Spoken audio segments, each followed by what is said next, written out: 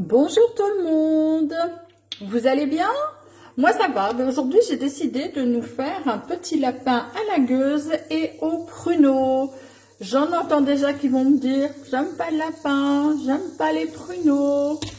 Ben, parfois il faut faire abstraction parce que le petit lapin, ben voilà, on le mange, on est carnivore. Il y a même des fêtes qui lui sont dédiées dans la région. Ben, il y a le lundi perdu dans la région tournaisienne. Un lapin qui se mange avec une salade composée et bien sûr des frites maison.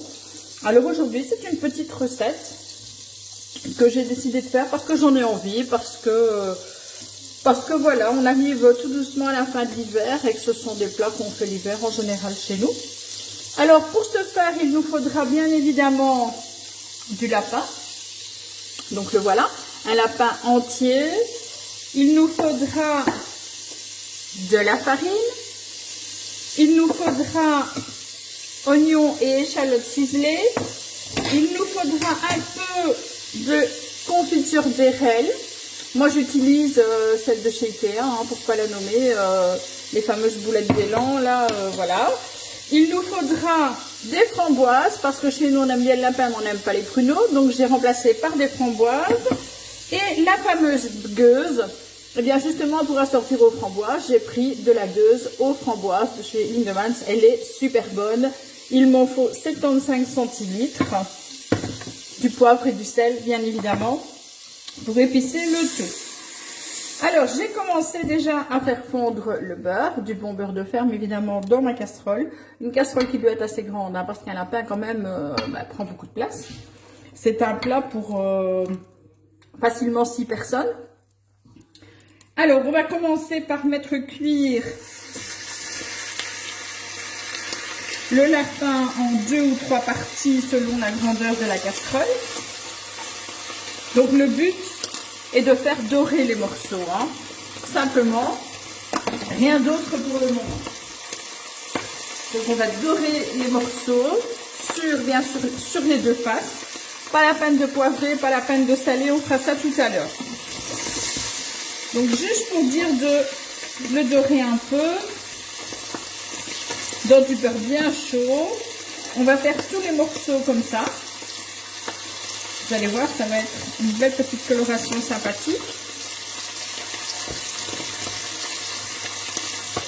Voilà, voilà. Ça va relativement vite, c'est pas la peine de laisser pendant des heures. C'est juste pour le dorer. Vous voyez, ça va très vite. On va rajouter les morceaux dès qu'il y a de la place pour aller encore plus vite. Morceau de rable, c'est... Comme ma grand-mère disait, le rable c'est le meilleur morceau du lapin. C'est vrai que c'est celui que je préfère, j'avoue. Alors on continue à faire dorer sur les deux faces. Pendant ce temps-là, j'en profite pour prendre un peu de vos nouvelles. J'aimerais savoir, par exemple, si les recettes que je vous propose vous conviennent. Si vous avez des suggestions, si vous voulez, beaucoup de gens m'envoient des messages en disant tiens, est-ce que vous avez une recette pour faire, j'ai vu récemment la crème au beurre, pour faire les gâteaux de Pâques. On m'a demandé des recettes aussi pour du pain. Donc systématiquement, dès que j'ai donné la recette à la personne, je la rajoute dans l'album adéquat, de façon à ce qu'elle ne se perde pas. Voilà, je vous parle en même temps, je gère le lapin.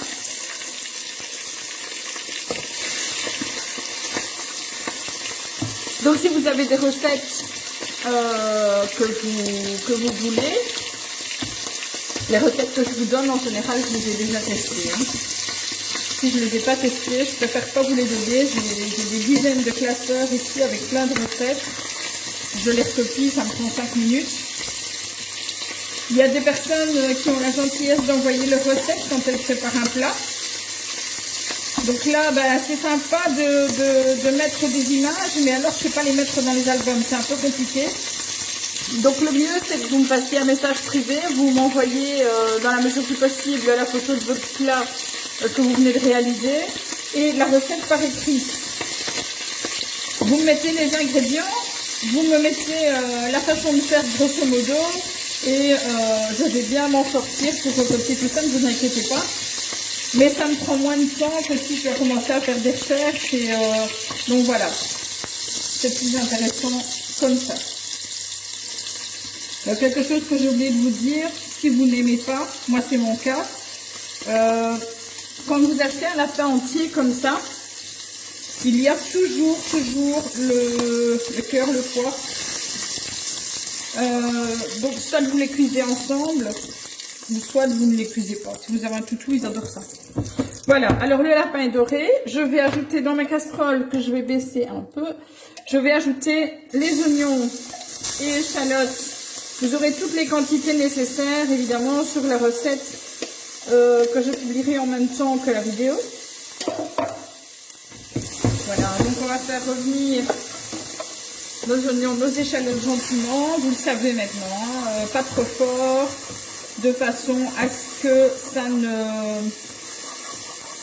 ça ne brûle pas. Donc bien mélanger tout le temps. Et si ça va trop fort, bah, vous baissez évidemment le feu. Voilà. Alors, on va remettre, une fois que les oignons et échalotes deviennent translucides, on va remettre le lapin qui est déjà bien revenu dans la casserole, les pâtes. On essaye de ranger ça tant bien que mal, hein. Vous inquiétez pas, ça va se passer. Voilà, voilà. On va laisser revenir quelques minutes, pas très longtemps, ça ne sert à rien. Et nous allons saupoudrer de farine. Il y a 100 g de farine au total, en tout cas pour un lapin entier. Et on va bien mélanger tout ça pour que tous les morceaux soient passés dans la farine. Ça fait pas très joli comme ça, je vous l'accorde, mais je peux vous assurer que ça sent déjà super bon. Hop. Alors, le moment le plus important, zut, j'avais pas vu qu'il y avait un petit bouchon. C'est pas grave, on va l'ouvrir. Voilà, alors j'ouvre ma bouteille de gueuse. Donc elle était capsulée, je pensais qu'elle était simplement capsulée, mais non, elle est capsulée et bouchonnée. Elle sent très bon. Alors, qu'est-ce que je vais faire? Je vais simplement recouvrir le lapin. Voilà. On met pratiquement toute la bouteille, hein. Si vous avez plus de lapins parce que vous êtes une famille nombreuse ou que vous avez des invités, n'hésitez pas à rajouter de l'eau ou du bouillon. Donc si vous avez fait un petit bouillon ou si vous n'en avez pas, vous en faites, hein. Un peu d'eau, un cube de bouillon ou une marmite de Knorr. Et là, hop, on verse sur le lapin. On va maintenant ajouter, vous voyez, vous mélangez bien, comme ça la farine va aussi se dissoudre dans la casserole. Voilà. On va poivrer.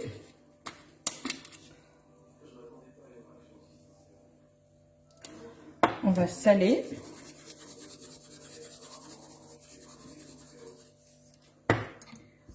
Et on va ouvrir. On va mettre le feu le plus doux possible. Ça doit mijoter pendant au minimum 1h30. Quand l'heure et demie sera passée, votre lapin sera cuit. Il faut évidemment penser à le mélanger de temps en temps pour que tous les morceaux baignent dans la sauce. Lorsque l'heure et demie sera passée, on va finir la sauce. Alors, comment est-ce qu'on va finir la sauce? C'est pas compliqué. On va retirer la viande. On va ajouter la confiture d'érel. Donc, on en met une bonne cuillère. On va ajouter, dans mon cas, les framboises, dans le vôtre, les pruneaux, si vous mettez des pruneaux. On va laisser réduire un petit peu pendant environ 10-15 minutes. Quand la sauce sera bien réduite et qu'elle va napper votre cuillère, quand vous allez tremper la cuillère, la sauce va rester dessus. À ce moment-là, vous remettez la viande pour la réchauffer. Vous remettez le couvercle de la casserole, vous éteignez et vous attendez comme ça 10 minutes avant de servir. Ça vous permet d'assaisonner la petite salade composée que vous aurez préparée et de passer pour la deuxième cuisson vos petites frites maison que vous aurez pris soin de faire avec une bonne binge à la belge. Et puis, il vous restera simplement à servir, soit à la casserole, à la belge, ou dans un joli plat que vous aurez saupoudré d'un peu de persil. Voilà, je vous souhaite bon appétit et puis à très bientôt pour une nouvelle recette.